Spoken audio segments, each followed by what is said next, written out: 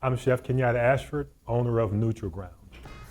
When I first started cooking, I remember my dad coming to visit me from New Orleans, and I actually wasn't a real cook per se. I was just kind of messing around in my home, and I made some gumbo for my dad, and he wasn't too impressed with it, you know. So, but you know, he was honest with me, and then that kind of made me bound and determined to become a lot better cook.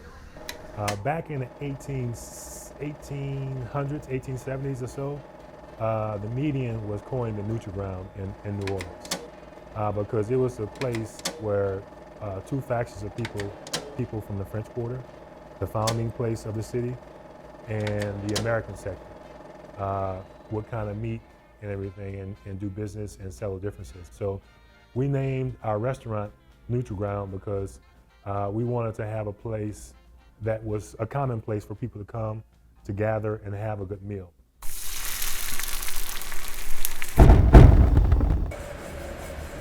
So what have you brought back in our community that you learned in West Africa?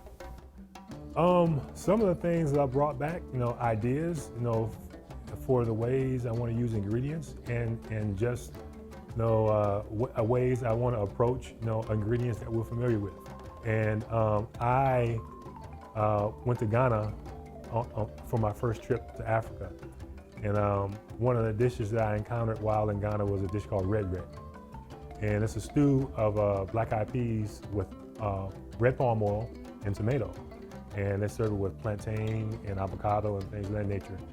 And I was like, man, this reminds me of something, you know, because every time I've gone to Africa, I've had this kind of deja vu experience where I find things that they're different, but they're familiar, right? So like, this reminds me of this, and this reminds me of that and everything. And that's one of the reasons why I wanted to go and learn about the cuisine of West Africa, because I wanted to make the connections between the foodways of my home, New Orleans, and the foodways of my ancestry.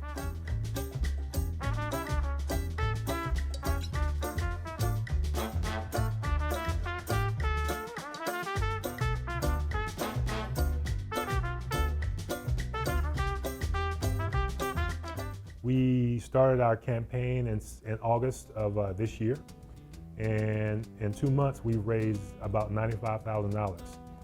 The goal is to raise about 450 grand, and we have until the beginning of the first quarter of next year to kind of reach that goal. Right now, you know, the goal for this month is to get over 100K.